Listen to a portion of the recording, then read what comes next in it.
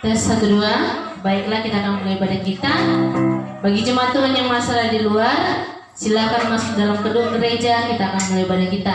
Shalom. Shalom. Selamat datang. Haleluya, beri kemuliaan bagi Tuhan. Haleluya, Tuhan Yesus itu baik. Amin. Kita mau angkat pujian kita katakan, Allah itu baik, sungguh baik bagiku. Haleluya.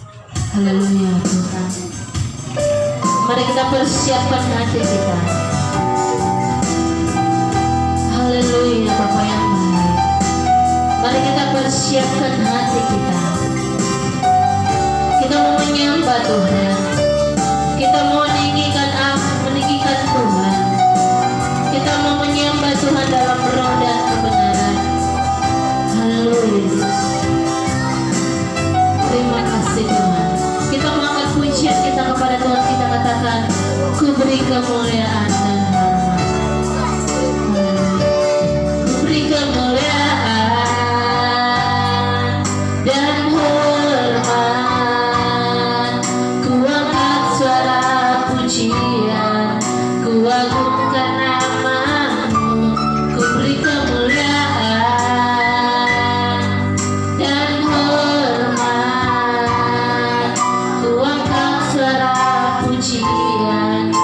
agungkan namamu sebab kau besar, perbuatanmu ajaib, tiada seperti engkau,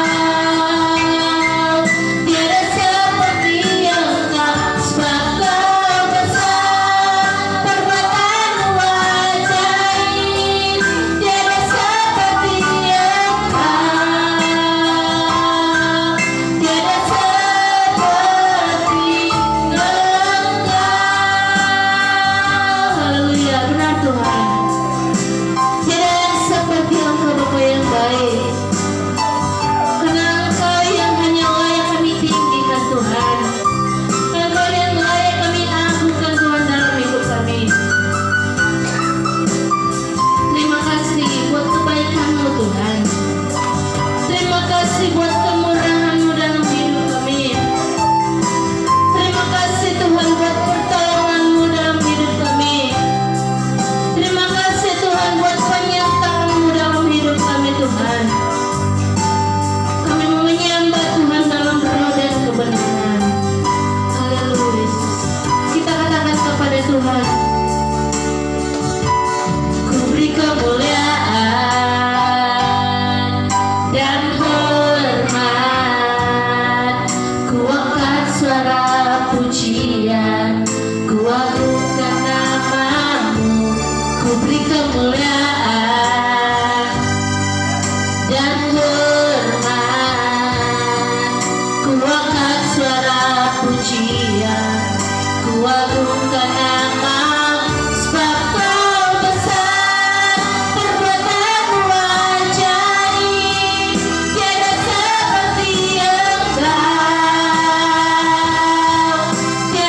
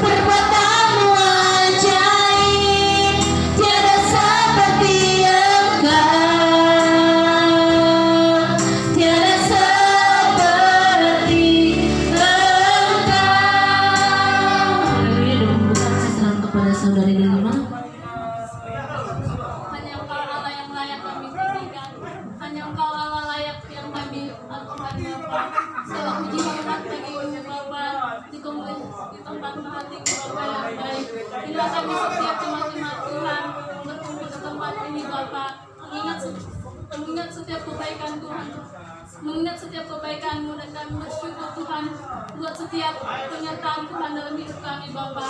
Bapa yang baik, kami berdoa buat ibadah kami Bapa. Biarlah Tuhan memberkati dari awal pertengahan sampai akhirnya Bapa. Bapa yang baik, kami berdoa buat setiap jemaat Tuhan yang masih dalam perjalanan. Biarlah Tuhan mempercepat langkah kaki mereka Bapa. Kami juga berdoa buat jemaat Tuhan yang tidak bisa hadir Tuhan. Biarlah Tuhan menjamah hati mereka Bapa.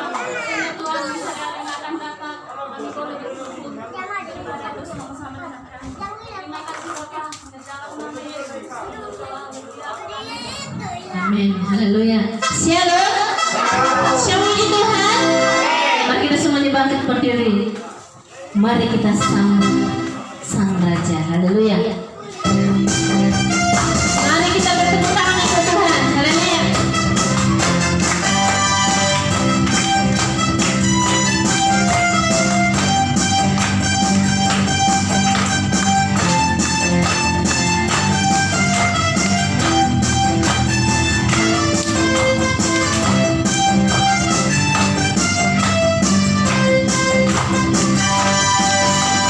Mari kita sambut Sang Raja.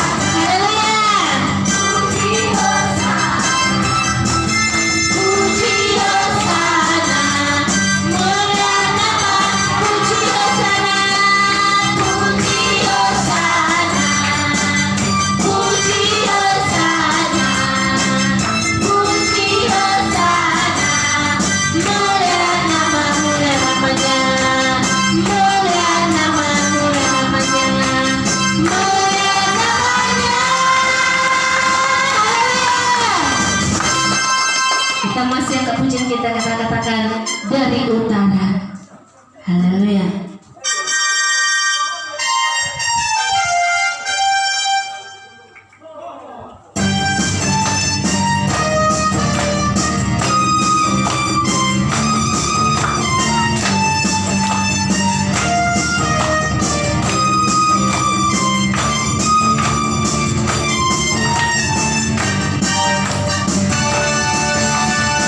Dari utara ke selatan, terdengar pujian bagi Allah. Dari barat sampai ke timur, nama Yesus disanjung tinggi. Dari pulau-pulau, lembah-lembah, gunung-gunung tinggi, kemuliaannya disaksikan, kebesarannya diceritakan. Yesus, nama Yesus disanjung tinggi. Dari pulau-pulau, lembah-lembah,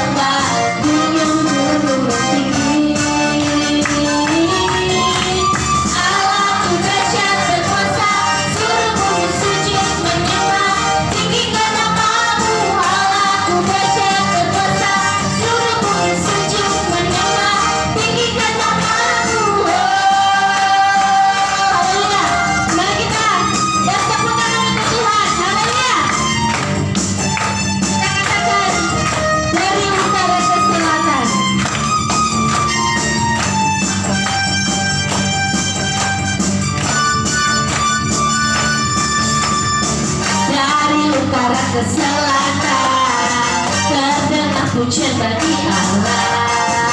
Dari barat sampai ke timur, nama Yesus disanjung-junjung. Dari pulau-pulau, lembah-lembah, gunung-gunung tinggi, kemuliaannya disaksikan, kebesarannya diceritakan. Yesus, Yesus, nama Yesus disanjung-junjung. Dari pulau-pulau, lembah-lembah, gunung-gunung tinggi,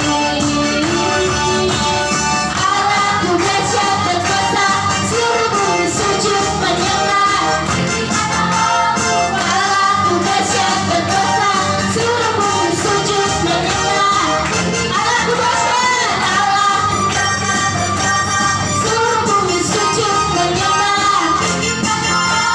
Allahku dahsyat berkuasa, tinggikan namamu. Allahku dahsyat berkuasa, seluruh bumi sujud menyembah. Tinggikan namamu. Allahku dahsyat berkuasa, seluruh bumi sujud menyembah. Tinggikan namamu. Tinggikan namamu. Tinggikan namamu. Allahku dahsyat. Haleluya. Masih siap memuji Tuhan? Masih ada semangat? Kita katakan bangkit serukan nama Yesus. Haleluya.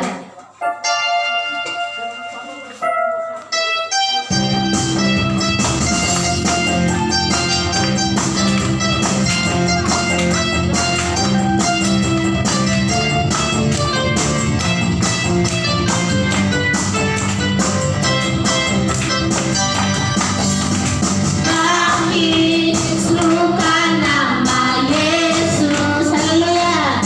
Mari maju, nyatakan kuasanya. Kita buat iblis bergetar, kalahkan tipu dayanya dengan kuasa namanya. Kita katakan bangkit serukan nama Yesus. Bangkit serukan nama Yesus. Mari maju, nyatakan kuasanya. Kita buat iblis bergetar, kalahkan tipu dayanya dengan kuasa namanya. Nama Yesus menara yang kuat. Nama Yesus kota bentengnya.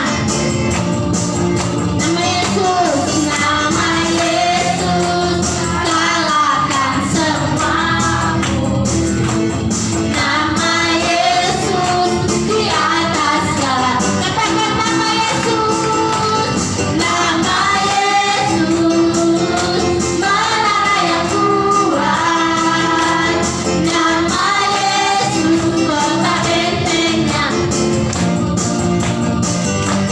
Nama Yesus kalahkan semua musuh.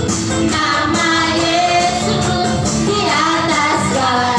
Nama Yesus, nama Yesus di atas segalanya. Nama Yesus, nama Yesus di atas segalanya. Haleluya. Sini dulu, silakan duduk. Kita memberikan persembahan kita yang pertama. Dan silakan yang untuk membawa kolektan, membawa kita dalam doa.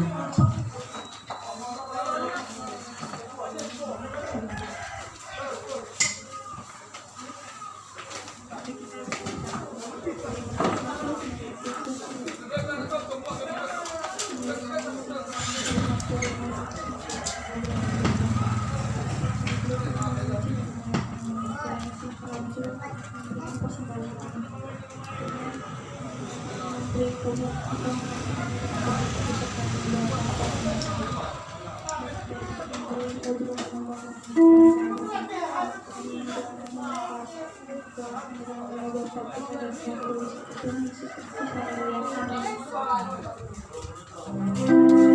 akan pujian kita, alam semesta melukiskan kebesaran Tuhan.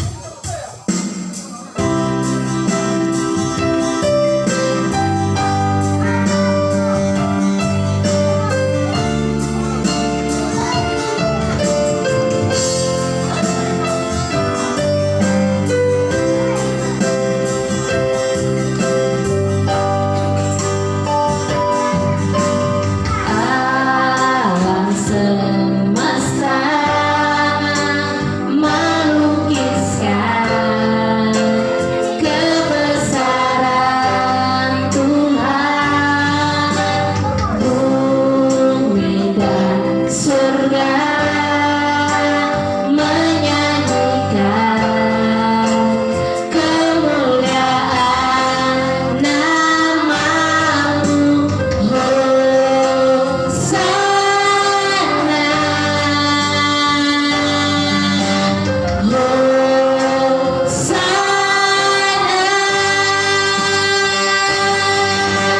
Layak dipuji, disembah, Kaulah yang bertata dulu, sekarang, dan selamanya.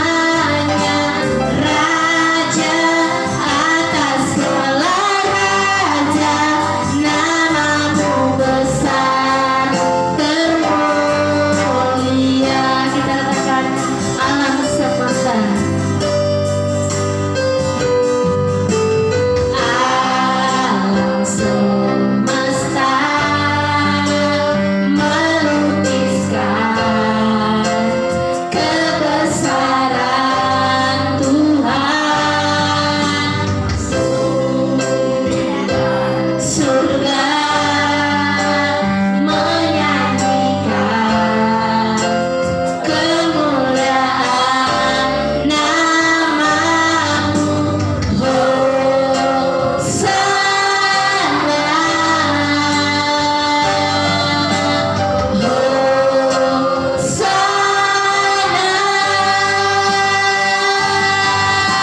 Layak dipuji, disembah, Kaulah yang bertata dulu, sekarang, dan selamanya.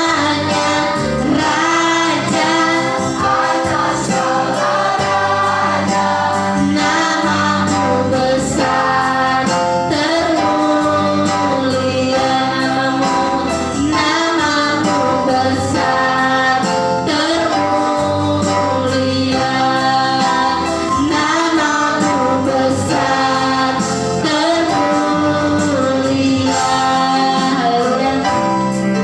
Terima kasih Tuhan memberkati kita semuanya. Mari kita persiapkan hati kita. Kita mau menyembah Tuhan. Mari kita persiapkan piring-piring rohani kita. Kita akan mendengarkan sebagian dari firman-Nya Tuhan. Haleluya Yesus. Terima kasih Tuhan. Kami rindu Kau hadir di tempat ini Tuhan. Haleluya Tuhan Yesus. Terima kasih Bapa yang baik. Haleluya. Tuhan kami rindu. Tuhan kami siap. Penuhi kami semua yang ada di tempat ini Tuhan. Kami rindu lawatan-Mu terjadi di tempat ini. Haleluya.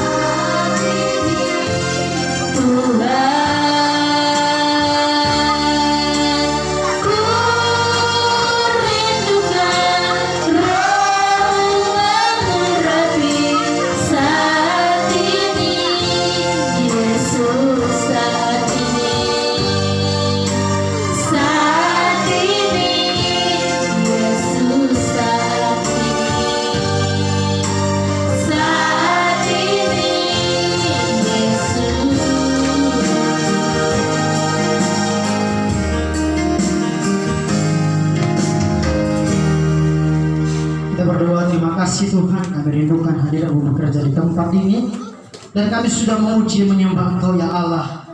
Dan kira-kira ya Tuhan, Engkau disenangkan melalui pujian dan sembahan kami. Dan sebentar kami mau mendengarkan firman-Mu, bila firman-Mu mengubah hati kami, firman-Mu meneguhkan kami, firman-Mu memberikan jawaban dalam setiap masalah kami. Karena kami tahu firman Allah berkuasa dahulu, sekarang, dan sampai selama-lamanya. Hamba berdoa, sejauh suara ini didengar, sejauh itu juga kuasa-Mu akan menjamak setiap hati untuk datang kepada Tuhan, memuji memuliakan nama-Mu. Terima kasih Bapak, berkati hamba-Mu yang penuh dengan kelemahan dan keterbatasan, biar Engkau Roh Kudus berkata-kata melalui mulut hamba-Mu. Terpuji Tuhan, kami serahkan pemberitaan firman Tuhan dalam tangan-Mu. Di dalam nama Yesus kami berdoa dan kami mengucap syukur. Bersama-sama kita katakan amin. Amin. Silakan duduk saudara berkasih Tuhan. Puji Tuhan. Baik, shalom bagi kita semuanya. Dengan suara yang keras katakan shalom. Shalom. Apa kabar saudara? Dahsyat. Bilang kiri kanannya, kabar saya dahsyat. Amin. Sebelum saya mulai firman Tuhan, saya mau cerita sebentar, sharing tentang keadaan di akhir zaman ini, saudara. Semalam saya mengikuti seminar di Titi Papan, berbicara tentang apa yang harus dilakukan gereja di masa yang sukar. Saudara, puji Tuhan Bapak Jokowi sudah memberikan informasi tentang vaksin COVID-19 dan diberikan gratis kepada semua orang, semua masyarakat, diberikan gratis dan tidak bayar, saudara dikasih Tuhan. Dan kalau dihubungkan dengan akhir zaman, saudaraku, bahwa setiap orang nanti mungkin dalam pemahaman saya harus memakai vaksin itu, disuntikkan, ya. Karena apa? Kalau tidak disuntikkan mungkin akan terdeteksi dengan COVID, saudaraku dikasih Tuhan. Karena kalau rumah sakit, kalau saudara sekarang nggak COVID, kita dibilang COVID. Ini baru-baru ini kan 3 saya meninggal, nenek saya meninggal, masuk rumah sakit di Bastagi. Pekerjaan 3 saya hanya teladang, bolak-balik teladang, hanya itu aja. Tapi sakit di rumah sakit selama 3 hari dideteksi langsung dibilang corona. Bayangkan. Jadi waktu kami pulang ke kampung 3 saya kami nggak bisa layak mayatnya lagi, sudah ditutup pakai plastik, petinya pun ditutup pakai plastik, pengubahnya pakai corona. Dan kalau biasa tidak perjalanannya hanya ke ladang, ke rumah, ke ladang, dibilang COVID. Nah, COVID pun bukan COVID. Itulah yang terjadi sekarang. Saudara berkasih Tuhan, saya ingin kembali dengan keadaan akhir zaman di sekarang ini, bahwa setiap nanti orang harus mungkin memakai vaksin. Karena contohnya saudara ke Indomaret, cek suhu dulu, ada corona apa enggak. Saudara mau kemana? Ke bank, dicek dulu, ada corona apa enggak. Saudara mau kemana? Ke Indomaret, apa itu? Carrefour, saudara mau ke Carrefour, dicek suhu dulu, ada corona apa enggak. Dan nanti setiap orang akan ditaruh namanya vaksin itu, disuntikkan. Dan yang saya takutkan, vaksin itu akan diberi barcode. Tahu saudaraku barcode itu ya. Dan vaksin itu ditaruh barcode, nanti saudara polisi itu mungkin tahu barcode apakah di tangan atau di dahi kita, saya tidak tahu. Mungkin dihubungkan dengan akhir zaman, mungkin seperti itu. Jadi mari kita wanti-wanti ataupun berjaga-jaga. Kita bisa menolak itu, kita juga bisa menerima. Ketika kita tolak, mungkin kita tidak bisa membeli dan menjual. Saudara mungkin tidak bisa ke Indomaret, saudara mungkin tidak bisa ke Carrefour karena tidak pakai vaksin itu. Atau mungkin saya garis miringkan chip itu, saudara dikasih Tuhan ya. Ketika saudara tidak pakai, saudara tidak bisa ke sana. Dan ketika saudara pakai, berarti mungkin sudah terdeteksi lah hidup kita ini. Nanti ada video yang melihat saudara manggil bukan lagi pakai HP tapi pakai tangan. Nomornya sudah ada di sini semua, di tangan. Nah, jadi saya hubungkan kembali, ini mungkin tanda-tanda dari dunia yang sudah semakin tua, kedatangan Tuhan yang sudah semakin dekat. Mari kita perteguhkan iman kita, amin. Hendaklah kita setia sampai akhir. Jika ada keluarga kita yang belum setia, jika ada mungkin suami istri, anak kita belum setia, mari sampaikan kepada mereka. Ini tanda-tanda kedatangan Tuhan. Jadi mari sampaikan supaya apa? Bersama-sama nanti kita di kerajaan surga, bersama-sama nama kita dicatat dalam kitab kehidupan itu. Amin.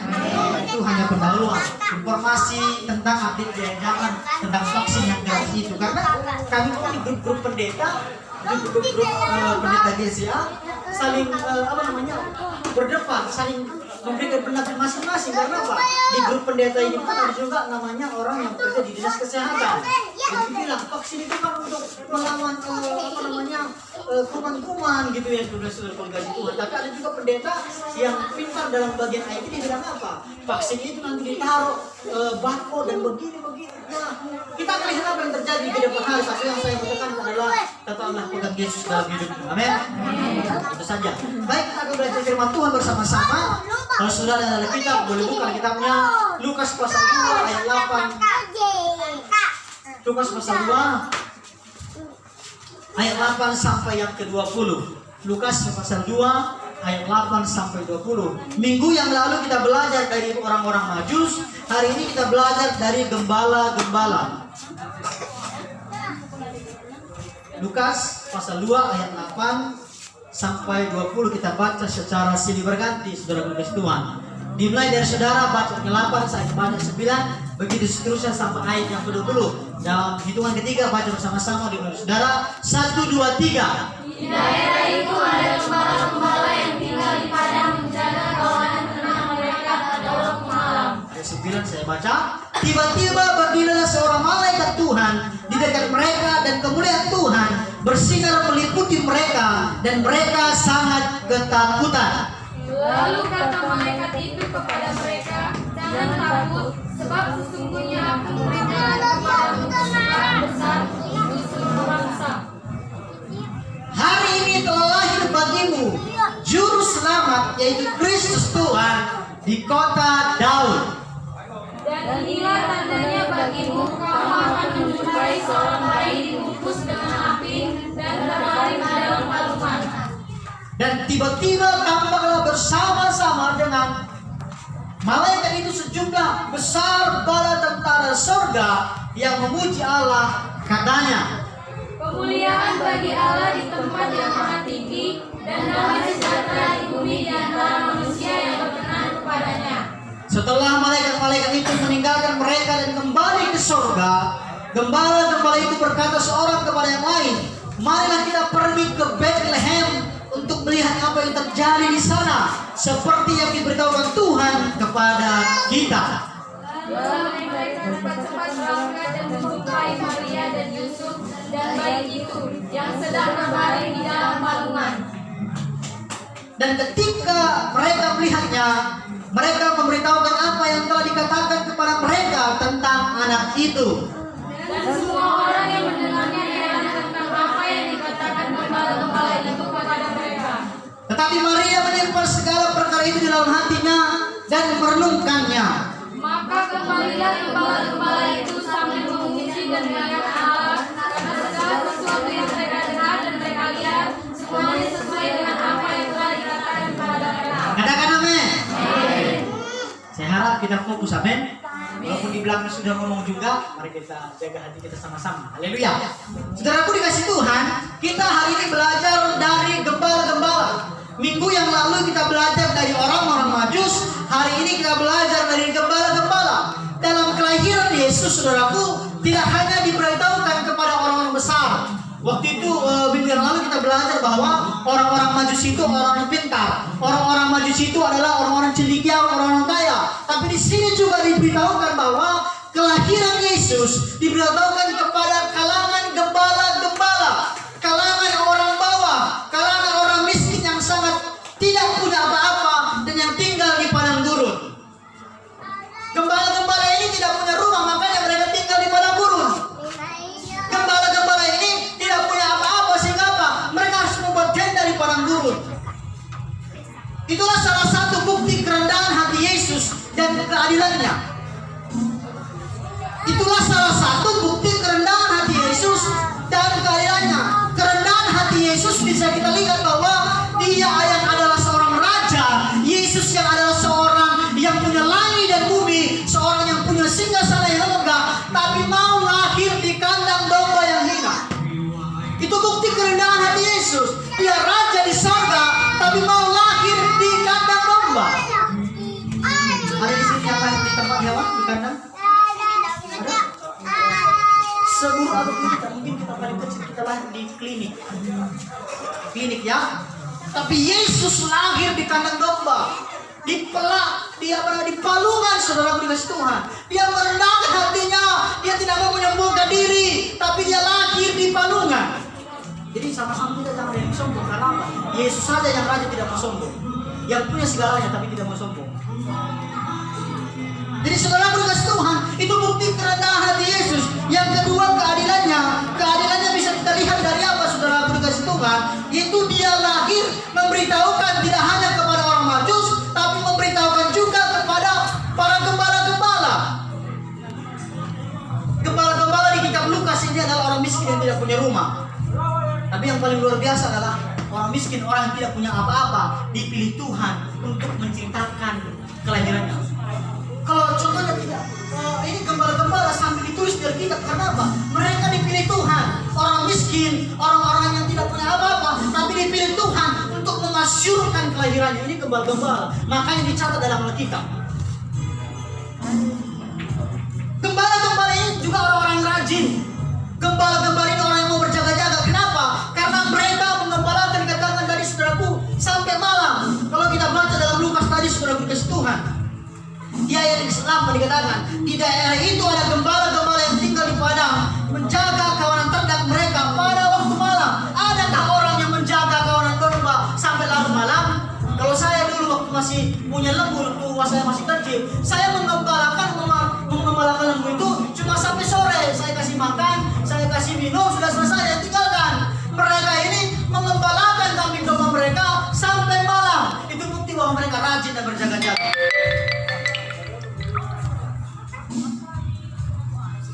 Jadi saudaraku, tapi yang luar biasanya apa? Tuhan memilih mereka untuk memasyurkan kelahirannya. Dan saya mau bilang begini, Tuhan memilih gembala-gembala bukan tanpa sebab, tapi karena ada maksud. Saya mau bilang juga begini, saudara ada di tempat ini bukan karena tanpa sebab, tapi karena ada maksud Tuhan. Amin. Kita di tempat ini bukan kebetulan, karena saya percaya di dunia ini tidak ada yang kebetulan. Tuhan sudah menetapkan segalanya untuk kebaikan bagi saudara dan saya. Amin. Jadi tidak ada yang kebetulan. Tidak ada yang terjadi tanpa sebab. Saya juga percaya mungkin tidak ada saya meninggal bukan karena tanpa sebab, tapi karena ada maksud Tuhan. Segala sesuatu yang terjadi itu bukan karena tanpa sebab, tapi karena ada maksud dan rencana Tuhan. Dan saya percaya keyboard yang di belakang juga terjadi karena ada maksud Tuhan. Amin.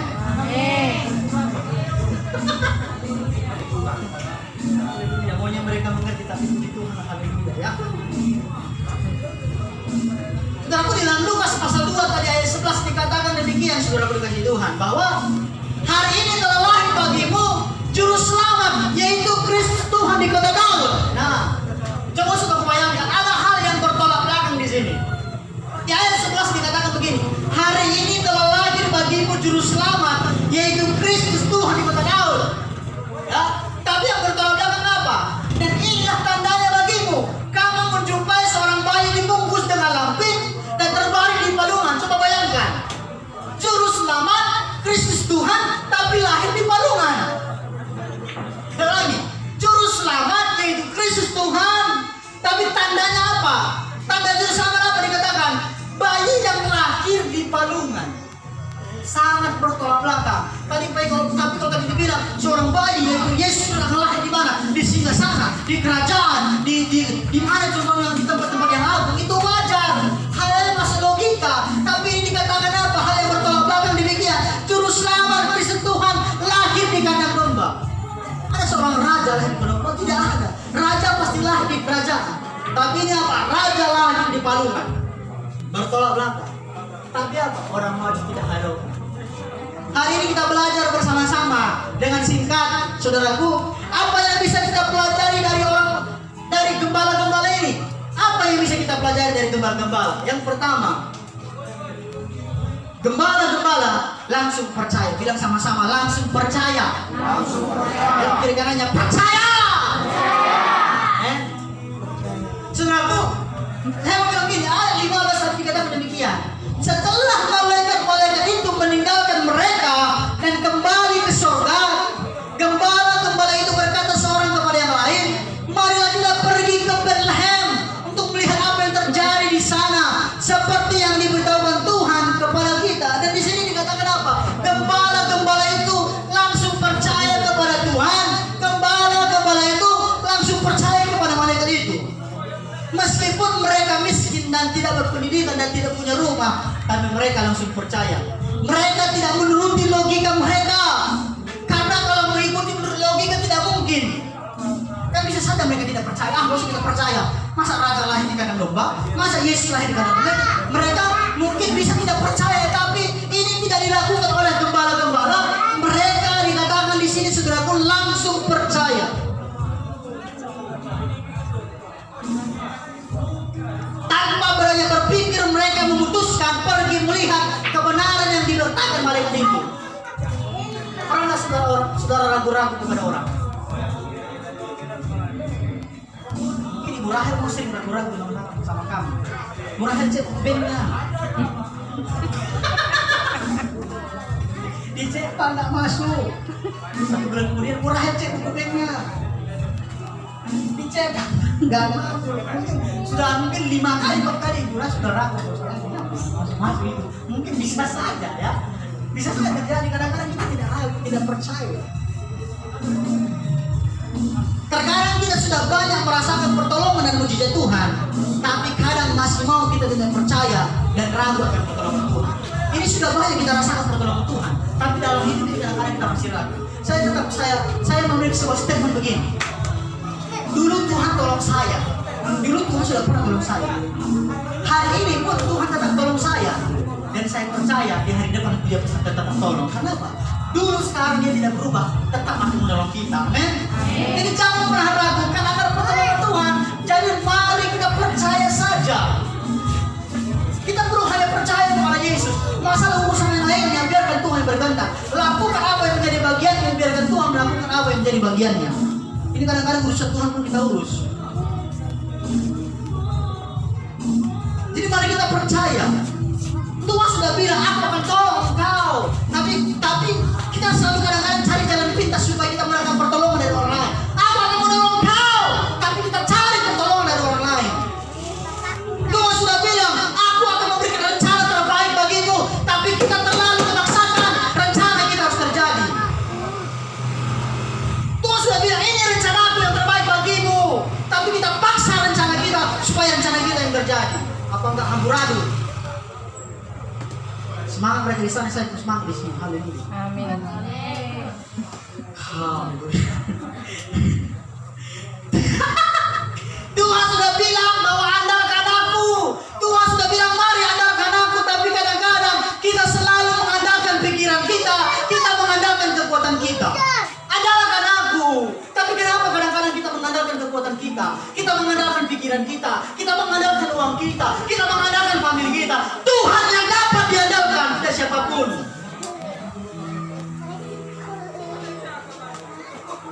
Gembala-gembala mereka harus percaya. Yang seperti Thomas itu melihat dulu baru percaya. Murid-murid sudah bilang Yesus sudah bangkit dari kematian, Yesus sudah bangkit. Thomas bilang apa? Kalau nggak kuculukkan tanganku ke dalam lambung yang bekas tombak itu, kalau nggak kuculukkan tanganku ke dalam tangan yang bekas paku itu, sekali-kali aku tidak percaya. Itu Thomas melihat dulu baru percaya. Hujan. Jadi saudaraku jangan seperti Thomas kita baru percaya. Kita perlu percaya walaupun kita belum melihat. Amin. Itu gedung kita belum selesai, tapi kita percaya kita pasti punya gedung. Amin. Saya belum melihat, tapi saya percaya itu ada. Karena Tuhan tidak pernah bekerja setengah-setengah. Dia sudah memulai dari sekarang, dia pasti menyelesaikannya sampai akhir. Tuhan tidak pernah bekerja tanggung-tanggung, tapi kita tunggu prosesnya. Waktu Tuhan adalah waktu yang benar. Amin, saudara. Mungkin kita tidak punya uang 150 juta untuk bangun, tapi kita percaya proses Tuhan selalu akan berubah. Maka saya lebih suka proses daripada hasil. Saya lebih suka proses daripada hasil. Kenapa? Proses akan berubah dengan hasil. Amin, haleluya. Banyak godaan. Percaya proses Tuhan di dalam. Saudaraku, jangan lebih takut kepada setan jangan lebih takut kepada hantu daripada kepada Tuhan. Ini saya juga mau bilang. Kadang-kadang orang lebih takut kepada hantu daripada kepada Tuhan. Kadang-kadang orang lebih takut kepada hantu daripada kepada Tuhan. Contoh, kita pergi ke sebuah museum. Kita pergi ke museum. Baru kita pergi ke mission di mana itu kita bisa keluar. Jangan bisa pulang di sini. Nanti hari ini pulang di sini. Baru kita dapat takut. Mau satu kota sebagai tapi dalam kehidupan sehari-hari kita tidak cakap kuat. Jangan sampai kemana-mana Tuhan, tapi besok masih tetap cakap kuat. Kadang-kadang orang lebih takut kepada hantu daripada kepada Tuhan.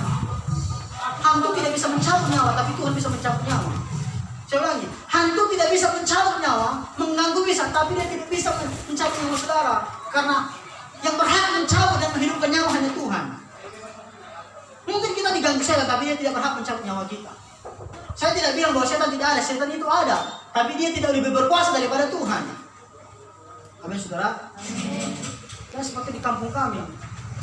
Biasanya kalau di kampung kami baru meninggal, itu 1-2 hari 3 hari dikasih makan di kamarnya. Tunggu dingin baru diambil. Udah makan itu. Baru kita makan. Ya Tuhan. Ini percayaan yang perlu dibilang. Di kampung-kampung itu, belang kayu juga waktu saya kecil. Ada kuburan, pasang rokok di apanya, taruh gini kayu kan, hidupkan. Baru datang angin, di hal angin kan dibakar. Rokok itu dimakan. Udah merokok dia katanya pulang. Karena dia hembus anginnya, udah merokok dia. Di sini pulang. Tapi aduh Tuhan, jangan hubungkan yang berlebihan. Saya tidak bilang gini. Saya tidak bilang bahwa setan tidak ada, setan juga ada, tapi dia tidak lebih berkuasa daripada Tuhan yang kita punya. Amin. Makanya firman Tuhan bilang apa? Rohmu lebih besar dari segala roh yang ada di dunia ini. Roh kita lebih besar. Roh kudus yang ada di dunia kita jauh lebih besar dari segala roh yang ada di dunia ini. Maka kita perlu menengking setan, menengking Yesus dengan suara. Setan keluar ya. Tolong keluar. Tolong keluar. Setan keluar. Perlu dengan suara yang keras. Karena kita dalam melembutkan, setan tolong keluar. Manja dia. Teriakan dia, setan itu keluar. Sama seperti memarahi anak, jangan bandel. Dia makin bandal. Dilempar temannya pakai batu, jangan lempar ya. Kalian jangan lempar lah. Marahin lah. Jangan kau lempar lagi pakai batu ya. Supaya dia cerah, ini jangan lempar lagi anakku, jangan ya. Besok masih dilempar lagi kan, jangan aku ya, dilulus jangan ya nak, dilempar lagi, marahin lah. Jangan kau lempar lagi dia, dia sadar. Saudara, jadi orang Majus ini, para gembala ini langsung percaya. Dia tidak ragu, jadi kita tidak perlu ragu akan kasih Tuhan, amin. Dia selalu ada dan always Immanuel bersama dengan kita. Dia selalu Allah yang Immanuel. Makanya Allah Immanuel dari ini apa? Allah yang menyertai. Jadi jangan takut kemana-mana, karena Immanuel. Lagu sebelum minggu apa? Di kiri kau ada, di kanan kau ada, baru di muka, di depan, muka depan sama ya. Di muka, di belakang kau ada, di suka kau ada, di duka pun kau ada, karena Engkaulah Yesus. Yesus selalu menyertai kita. Haleluya. Itu yang pertama. Yang bisa kita pelajari dari orang Majus ini, pada gembala ini adalah mereka langsung percaya. Yang kedua adalah mereka langsung beraksi. Bilang sama-sama beraksi. Dikatakan ayat 16 demikian. Lalu mereka cepat-cepat berangkat dan menjumpai Maria dan Yusuf dan bayi itu yang sedang terbaring dalam balungan. Nah, di sini saudaraku, mereka langsung beraksi. Dikatakan cepat-cepat berarti bukan tunggu dulu, bukan tunggu besok ataupun tidak, tapi langsung cepat-cepat. Dan saat itu juga mereka pergi melihat bayi itu. Ya walaupun masih malam, hari masih gelap, tapi mereka tidak mau menunggu besok pagi. Tapi malam itu juga mereka langsung berangkat. Coba bayangkan, gembala-gembala ini sudah dikasih Tuhan. Setelah mendengar berita dari para malaikat, mereka langsung pergi. Kenapa? Karena mereka mau melihat Yesus, Sang Juru Selamat yang baru lahir itu. Ada banyak orang ketika mendengar sebuah perintah, satu, banyak alasan. Kadang-kadang kita banyak alasan. Kita nggak bisa datang, kenapa? Berapa kali kami kerjaan itu begini, banyak alasan. Bisa saja para gembala tidak percaya pada saat itu, tapi mereka tidak melakukannya. Mereka tidak banyak alasan, tidak sama-sama saya tidak banyak alasan. Kan kadang-kadang kita orang ini begini banyak alasan. Gembala ini tidak banyak alasan, langsung pergi. Yang kedua, mereka tidak menunda-nunda, mereka tidak tunggu-tunggu. Kadang-kadang kan bersuara kita. Kita asal cuci piring, tunggu mah. Tidak cuci selop, tunggu mah. Kadang-kadang banyak orang terlalu tunggulah. Si tas, si pada sini tunggu sir, masih main TikTok. Iya. Kadang-kadang orang selalu tunggu. Saya bilang gini, apa yang kita bisa lakukan hari ini, jangan tunggu hari besok. Karena hari besok kita tidak tahu apa yang terjadi. Bisa saja besok kita ini lagi. Jadi apa yang bisa kita lakukan hari ini, lakukan hari ini. Jangan tunggu besok. Orang gembala kadang-kadang tidak menunggu-nunggu. Ketika mereka bilang, hari ini terakhir bagi menjuru sapi untuk istri kenal, mereka langsung pergi. Tadi kan loh, mereka tinggalkan domba-domba mereka. Mereka langsung pergi. Jangan kita terlalu banyak menunggu-nunggu. Padahal ibadah ya, ada waktunya Pak, ada waktunya. Apa waktunya? Di kampung kami udah bisa di gereja. Tunggu tahun 2019 ya. Tunggu tahun baru itu udah gereja. Udah selesai 2019. Kenapa nggak gereja di? Nggak ada kawan punya semaya dengan aku. Tahun 2021 lah, 2020 lah. Sampai 2020 nggak gereja juga. Kenapa gereja? Ya nanti ada waktunya itu. Kapan waktunya? Jangan menunggu. Melayani pun jangan menunggu. Kamu besok sini ya? Bisa. Pergi meeting ke luar negeri. Bersama, jadi sambung pula ke sana ya, haleluya. Jadi bersandiwara pula, mengapa kita? Haleluya Yesus. Jadi jangan kita terlalu sering menunggu-nunggu. Yang ketiga dikatakan jangan lakukan karena terpaksa. Melayani jangan terpaksa. Memberi jangan terpaksa, karena hasilnya tidak akan maksimal. Memberi dengan ikhlas, melayani dengan ikhlas, ibadah dengan jangan terpaksa. Jadi sama mereka nggak ditengok pendeta itu sakit hati dia. Jangan takut sama pendeta, takutnya sama Tuhan dong. Jadi datang pun ke gereja yang terpaksa, karena apa? Saudara pulang dengan terpaksa, karena apa? Tidak dapat apa-apa. Jadi mari kita langsung beraksi. Seperti makan cabai rawit. Ya, tahu ya gimana makan cabai rawit? Gimana digigit di situ terasa pedasnya. Betul ya? Makan cabai rawit, di mana digigit, di situ langsung terasa pedasnya. Bukan seperti makan daging. Sekarang makan daging langsung terasa kolesterolnya, enggak. Sekarang kita makan daging mungkin 5 tahun ke depan baru terasa kolesterolnya. Sekarang kita makan daging mungkin 2 tahun ke depan baru terasa darah tingginya. Enggak seperti itu.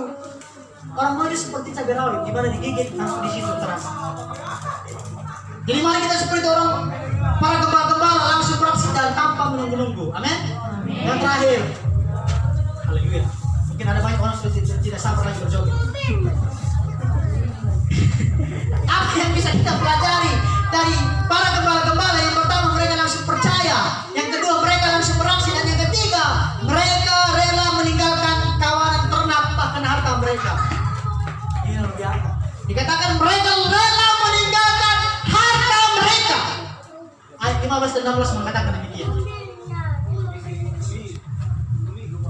Setelah mereka itu meninggalkan mereka dan kembali ke sorga, gembala itu berkata seorang kepada yang lain, marilah kita pergi ke Bethlehem untuk melihat apa yang terjadi di sana seperti yang diberitahukan Tuhan kepada kita. Lalu mereka cepat-cepat berangkat dan menjumpai Maria dan Yusuf dan bayi itu yang sedang berbaring di situ. Mereka berangkat cepat-cepat dan apa? Meninggalkan domba-domba mereka. Tidak diceritakan jarak gembala-gembala itu dengan Yesus yang baru lahir. Tidak diceritakan berapa jumlah banyak domba mereka. Tidak diceritakan juga saudara dikasih Tuhan jaraknya. Tapi yang penting di sini apa? Mereka langsung meninggalkan domba-domba mereka dan pergi menjumpai Yesus. Mereka intinya begini, rela meninggalkan harta mereka untuk datang kepada Tuhan. Nah ini ngeri ini. Berbicara tentang harta ini kita perlu waspada. Karena banyak orang gara-gara harta tidak datang ke gereja.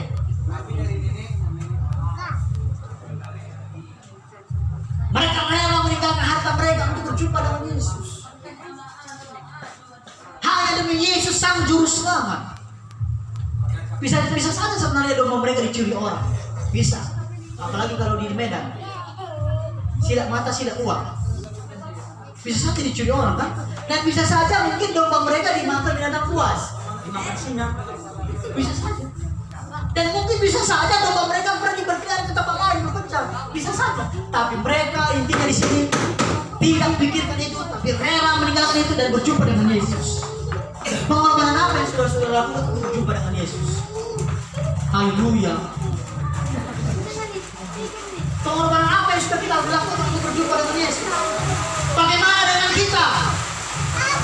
Mereka karena pekerjaan kita rela meninggalkan Yesus. Ya, ada di belakang apa?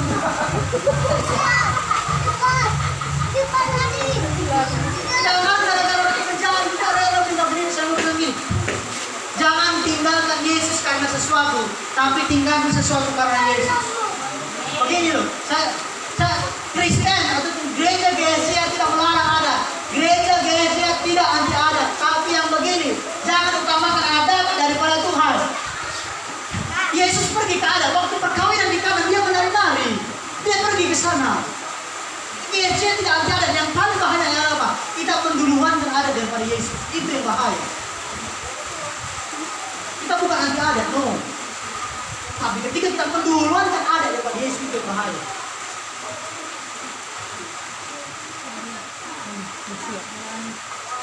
Jadi jangan tinggalkan Yesus karena sesuatu, tapi tinggalkan sesuatu karena Yesus.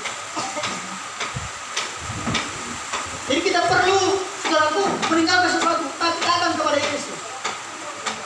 Ada seorang kayak begini, guru, aku mau mengikuti engkau. Yesus bilang apa? Lakukan semua pembawa dari aku. Hormati ayahmu, sudah kulakukan. Jangan mencuri, sudah kulakukan guru. Jangan membunuh, sudah kulakukan guru. Semua 1 sampai 10 sudah dilakukannya. Apakah aku bisa mengikuti engkau guru? Satu lagi belum. Apa guru? Jual hartamu bagi orang miskin. Langsung mundur dia ke belakang, gigi 4 langsung. Karena apa? Dia tidak mau meninggalkan hartanya demi Yesus. Menurut saudara bilang, apa pendeta nggak bisa apa pun melakukan untuk berperan dalam misi Yesus. Mungkin saudara tidak punya dana, mungkin saudara tidak punya daya, tapi saudara bisa berdoa. Amin.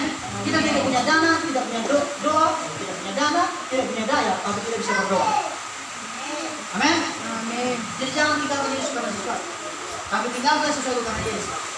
Kalau bangun tidur jangan langsung hidupkan gas, tapi berdoa dulu. Bangun tidur jangan langsung ambil sapu, tapi berdoa dulu. Belajar dari orang-orang gembala ini. Mereka langsung percaya, rela meninggalkan harta benda mereka. Amin. Amin. Saya sudah selesai kesimpulan. Apa yang bisa kita pelajari dari orang gembala ini? Yang pertama, mereka langsung percaya. Yang kedua, mereka langsung beraksi. Dan yang ketiga, rela meninggalkan harta untuk Tuhan. Tepuk tangan yang meriah begitu. Kiranya renungan yang singkat ini memberkati kita. Tuhan Yesus memberkati. Berserah kepada pemimpin pujian.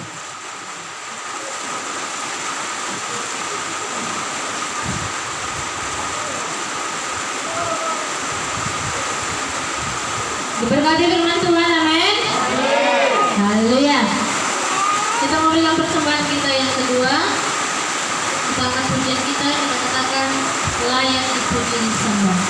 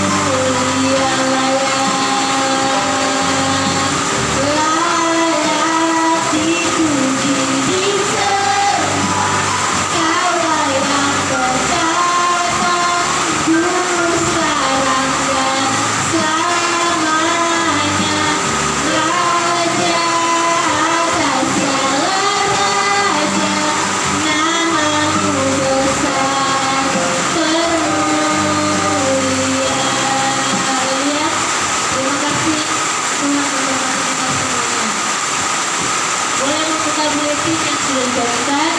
Nilai-nilai GSDA, cinta Tuhan, rendah hati, jujur dan rajin, struktur pelayanan gereja, gembala sidang, pendeta desa Citepu STH, bendahara gereja Ibu Operasi lain, koordinator pemuda dengan kedua, koordinator sekolah minggu dengan pemulung, misi menjadikan jemaat dan sedang Injil kepada semua suku kaum dan bahasa, visi menjadi jemaat yang berakar, bertumbuh dan berbuah, sasaran kehadiran ibadah di tahun 2020, 30 orang beribadah dan memiliki 6 ponsel.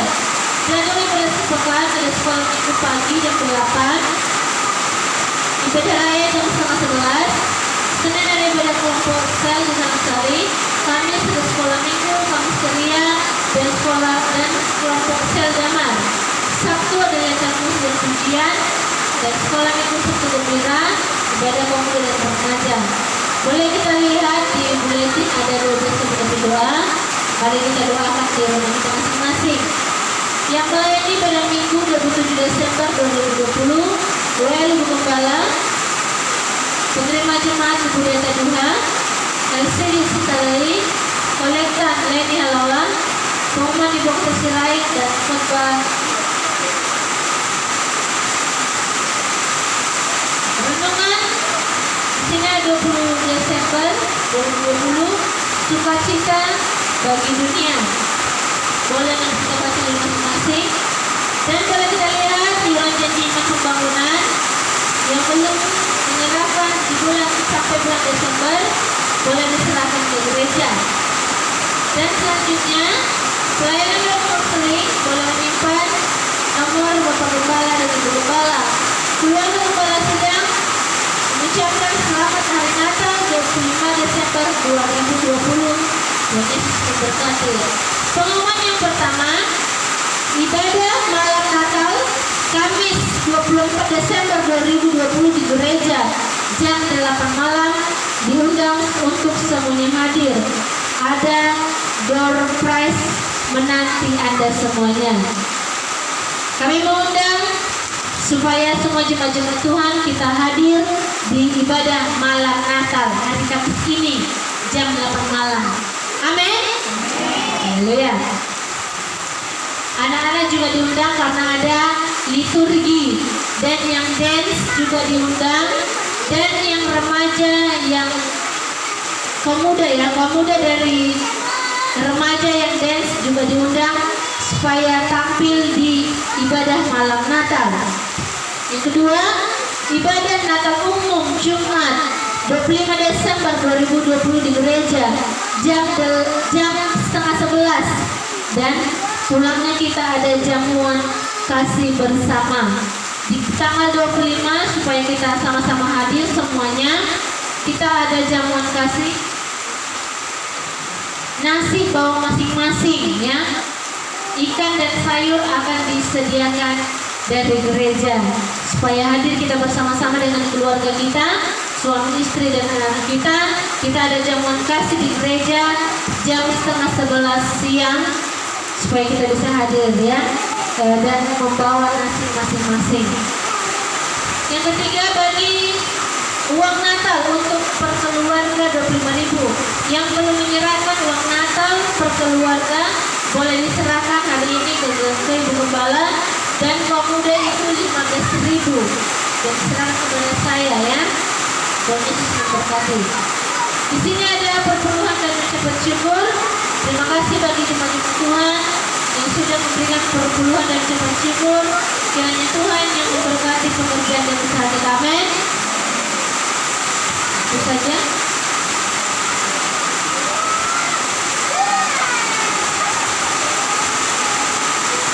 Baiklah, kita ada undangan Natal tanggal 25 Desember malam. Kita ada undangan Natal dari gereja GPDI Revival ya, Revival ya, jam 8 malam supaya bisa hadir semuanya malam. Kita ada persembahan pujian dari GSDA. Sampai itu aja. Kita akan mulai ibadah kita, semuanya bangun berdiri. Kita akan kepada Tuhan, kiranya Tuhan memberkati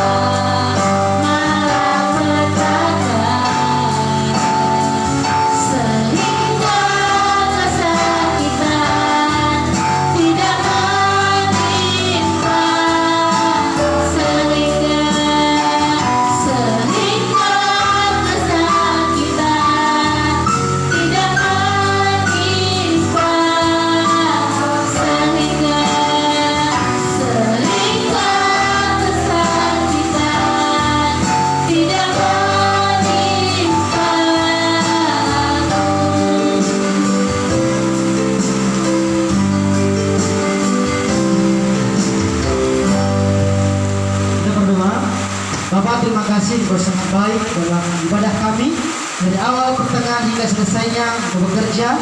Pujian penyembahan kami, persembahan yang sudah kami kumpulkan, bahkan firman Tuhan yang sudah kami dengar, kami bisa belajar dari gembala-gembala yang langsung percaya, langsung beraksi dan rela meningkatkan harta. Biarlah kami belajar dari gembala-gembala ini dan kami mengaplikasikannya dalam kehidupan kami pribadi lepas pribadi.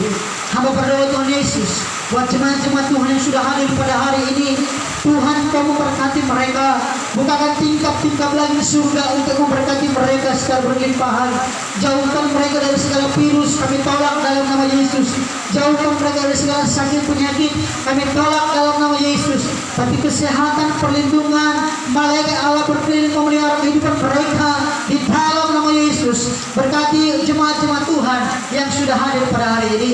Berkat-Mu tercurah bagi mereka dan damai sejahtera di tengah-tengah keluarga mereka. Bahkan mereka memiliki iman yang teguh di dalam Engkau, di dalam nama Yesus Kristus. Kami juga berdoa buat teman-teman siman kami yang tidak hadir dimanapun mereka berada. Tuhan Kau memberkati mereka, yang menjamah mereka, memulihkan hati mereka, menyadarkan mereka agar mereka datang beribadah memuji memuliakan nama Tuhan. Yang keras kepala, yang malas Tuhan tegur mereka sehingga mereka datang beribadah kepada-Mu Bapa. Terpuji Kau Tuhan yang baik. Berkati juga buat jemaat-jemaat Tuhan yang terus setia memberikan perbuahan mengucapkan syukur, semakin memberkati mereka. Kami juga terus berdoa buat pergumulan kami dalam pelunasan bahkan permulaan dalam pembangunan gereja kami GSJ PCC Helvetia. Tuhan Kau memberkati, Tuhan buka jalan, nyatakan kuasa-Mu. Engkau Allah yang kaya punya langit dan bumi dan segala cara Tuhan mampu lakukan untuk memberkati pelayan kami di tempat ini. Terus kami berdoa buat daerah di mana kami tinggal Bapa yang baik, buat jalan serbaguna, Gang Damar, Gang Mahoni. Tuhan turunkan hujan pertobatan, Tuhan turunkan hujan keselamatan, segala roh perjudian, segala roh pesta pora, mabuk-mabukan, perdukunan, narkoba kami tangking, kami hancurkan di dalam nama Yesus, dalam nama Yesus. Tapi pertobatan, keselamatan, kemenangan jiwa-jiwa boleh terjadi bagi daerah kami. Kami rindu daerah kami menjadi daerah yang aman, tentram, nyaman, rukun Tuhan, dan itu menjadi kerinduan kami. Oleh sebab itu jamah daerah kami. Nama Yesus disembuhkan di daerah kami Tuhan. Terima kasih Bapak, terpuji Engkau. Dan sebentar jemaat-jemaat Tuhan akan pulang ke rumah masing-masing. Tuhan jaga, Tuhan lindungi mereka, tiba di rumah dengan selamat dengan penuh sukacita. Bahkan perayaan Natal kami di tanggal 24 malam dan 25, Tuhan Tuhan memberkati, Tuhan cukupkan dana-dana yang kami butuhkan. Bagi setiap kegiatan yang kami lakukan, biarlah itu menjadi kado terbaik untuk kemuliaan bahkan untuk kelahiran-Mu, yaitu Yesus Sang Juru Selamat kami. Terpuji Kau Bapa yang baik. Kami akhiri ibadah kami hanya di dalam satu nama Yesus yang berkuasa menyelamatkan tubuh jiwa kami. Kami berdoa, mari kita berdoa seperti diajarkan Tuhan doa kita. Bapa kami yang di surga, dikuduskanlah nama-Mu, datanglah kerajaan-Mu, jadilah kehendak-Mu di bumi seperti di surga. Berikanlah kami pada hari ini makanan kami yang secukupnya, dan ampunilah kami akan kesalahan kami, seperti kami juga mengampuni orang bersalah kepada kami. Dan janganlah membawa kami ke dalam percobaan, tetapi lepaskanlah kami daripada yang jahat, karena Kau yang punya kerajaan dan kuasa dan kemuliaan sampai selama-lamanya. Amin. Tengadahkan tangan-Mu ke atas. Terimalah berkat besar kepada Tuhan. Kasih daripada Allah Bapa, cinta daripada Tuhan Yesus Kristus, serta persekutuan dengan Roh yang kudus akan memberkati saudara mulai hari ini sampai Maranatha. Tuhan Yesus datang kali yang kedua menjemput setiap orang percaya yang diberkati Tuhan. Sama-sama kita katakan amin. Shalom, Tuhan Yesus berkati. Silakan duduk saudara, karena kita mungkin belum bisa pulang. Mungkin gereja bisa menyediakan teh manis panas untuk kita pada hari ini. Tuhan Yesus memberkati. Mau vokal solo, vokal duet, dan vokal lainnya boleh disampaikannya. Tapi bagaimanapun bisa pulang. Biar minum dulu kita di sini, ya kan?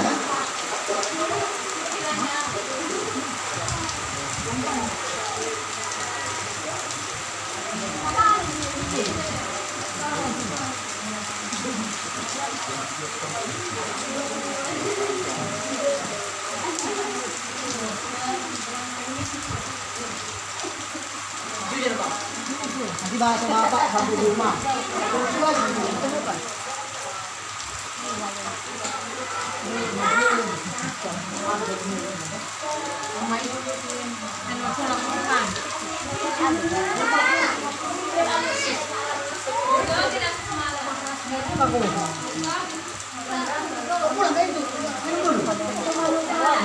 Ya. Hati-hati. Ini pula kan.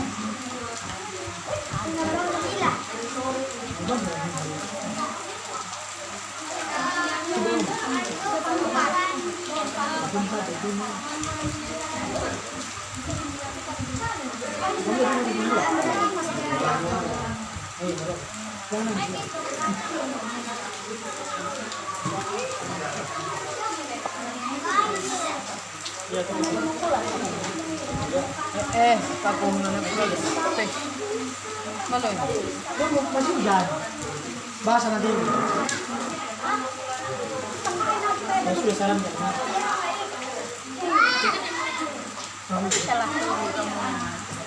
Bawa. Cek kanai, bukan mana?